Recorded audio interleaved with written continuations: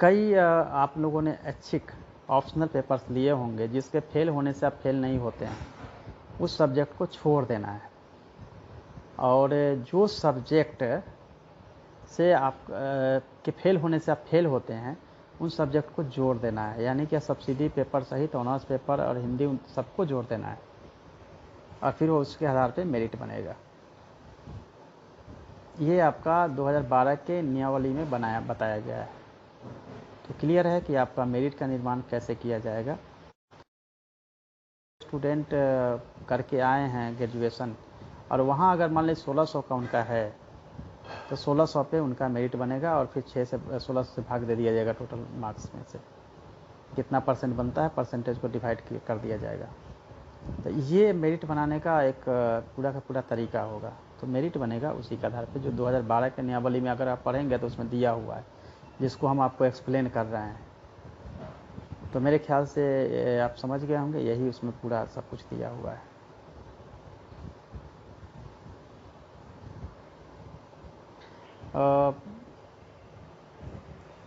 उसके बाद भी अगर आपको कोई दिक्कत है तो मुझे बताइए। अच्छा, एक और इशू है आप लोगों का। अमरजीत सिन्हा सर जब प्रिंसिपल सेक्रेटरी थे एजुकेशन डिपार्टमेंट, उनके समय में लेटर निकली थी, और एक दुविधा है कि टेट के पेपर में जिस सब्जेक्ट में आप पेपर दिए हैं, उसमें आप लोगों को कहीं नियोजन इकाई से अपेक्षा रख रही है कि आप किस सब्जेक्ट में है, या लैंग्वेज पेपर है तो उसमें है या नहीं है, उसको आधार नहीं बनाया जाएगा। टेट एक क्वालिफाइंग है। आपका ग्रेजुएशन में कौन सा सब्जेक्ट है जो कॉम्बिनेशन है, तो ग्रेजुएशन स्नातक के पेपर के आधार पे आपका डिसाइड होगा पेपर, भाषा का पेपर है या कोई भी सब्जेक्ट का। तो इसलिए टेट में अगर सपोज डेट आपने ग्रेजुएशन किया है हिंदी से, और टेट में अपने हिंदी नहीं है आपका, तो भी आपका जो मेरिट होगा वो बनेगा स्नातक में जो पास किए हैं उससे। यानी कि हिंदी में अगर आप हिंदी से ऑनर्स हैं, आप ग्रेजुएशन किए हैं, तो हिंदी से आप कर सकते हैं और आपका उस सब्जेक्ट के टीचर बनेंगे आप। तो इसमें कोई दिक्कत नहीं है। तो मुझे लगता है यह दूसरा भी आपका पॉइंट जो है क्लियर हो चुका है।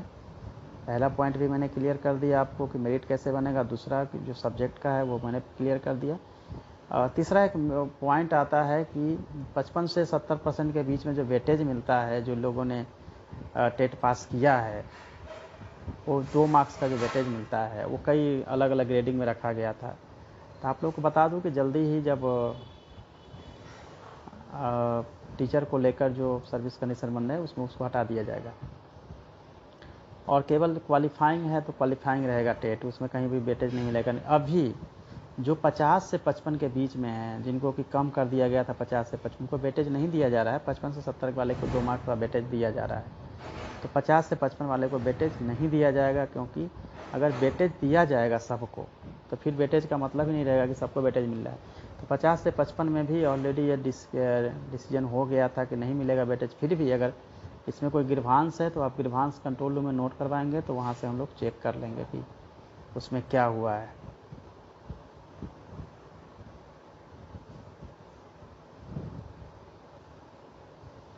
और स्टेट का सिलेबस को लेकर मैंने बता दिया है, नेक्स्ट ईयर में आपको मिलेंगे, उसके बात करेंगे। और फिजिकल टीचर का पूछ रहे हैं, फिजिकल टीचर में जो है उसमें पदवर्ग समिति में गई है, और वो उसमें जल्दी ही वहाँ से अप्रूव होते ही आप लोगों के लिए ओपन कर दी जाएगी वैकेंसी जो है। और वो नेक्स्ट वीक में, क्योंकि मैं पिछले 2-3 बार से बोल रहा हूँ नेक्स्ट वीक, लेकिन फाइल क्लियर नहीं होने के चलते हुआ है, वो आ जाएगी। आज उस पर सीरियसली बात भी की गई है, इसलिए कोई प्रॉब्लम नहीं होनी चाहिए।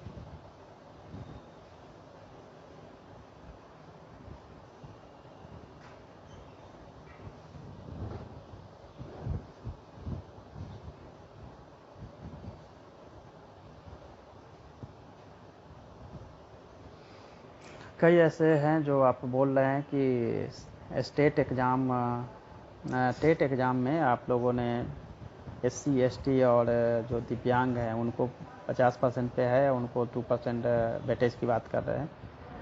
सो एक बार मैं इसे चेक कर लूँगा।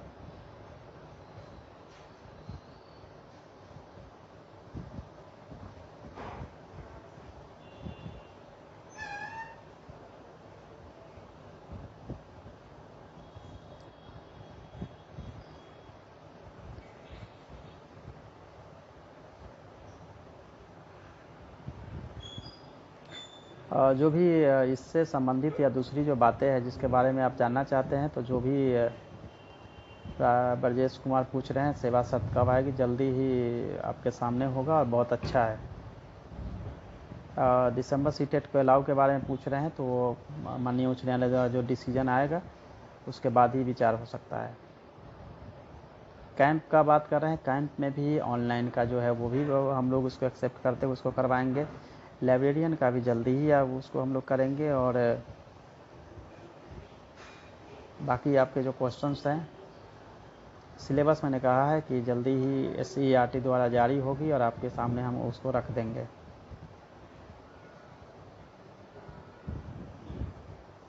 फिजिकल वाले बिल्कुल परेशान नहीं हो, फिजिकल इंस्ट्रक्टर का हो जाएगा, उसके पीछे हम खुद कोशिश कर रहे हैं और कमिंग वीक में वो भी क्लियर होके आ जाएगा, इसलिए परेशान होने की कोई ज़रूरत नहीं है।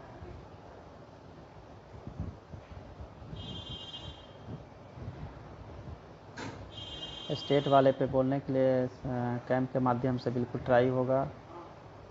कॉम्बिनेशन का होगा वो भी बता देंगे। एक अलग से हम रखेंगे सेशन जिसमें कि आपको स्टेट के बारे में आपको जानकारी देना शुरू करेंगे। फिजिकल इंस्ट्रक्टर का मैंने बता दिया है। अमित पटेल मल्टीपल डिसेबिलिटी, एक ही डिसेबिलिटी, अलग अलग जो है डिसेबिलिटी का नहीं रहेगा, एक सिंपल सा रहेगा।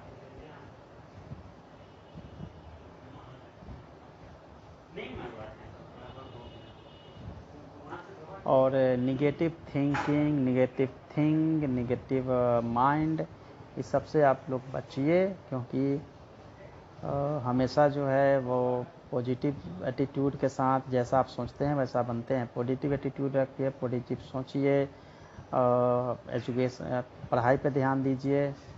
ज़्यादा से ज़्यादा समय आपका जो है वो पॉजिटिव मूड में निकलना चाहिए। आप जितना ज़्यादा डिप्रेस होंगे, गलत सोचेंगे, उतना गलत आपके माइंड के हिसाब से शरीर जो है रिस्पॉन्ड करता है। यूथ की बहुत बड़ी ज़रूरत है कि यूथ जो है बिल्कुल सही डायरेक्शन में सोचे, सही डायरेक्शन में काम करे।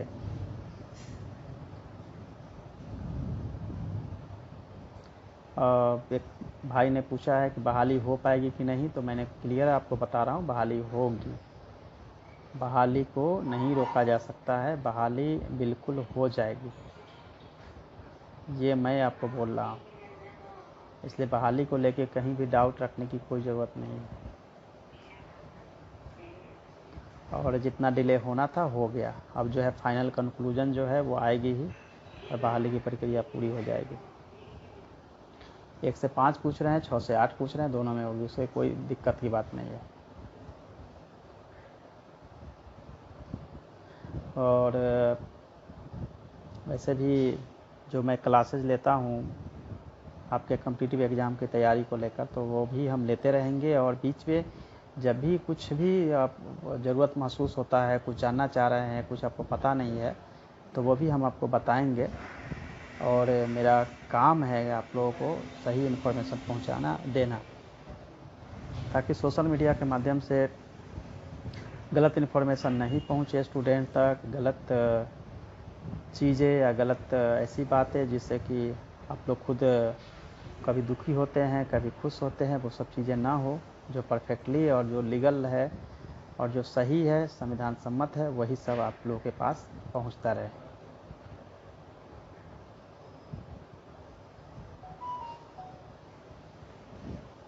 भाषा के बारे में आप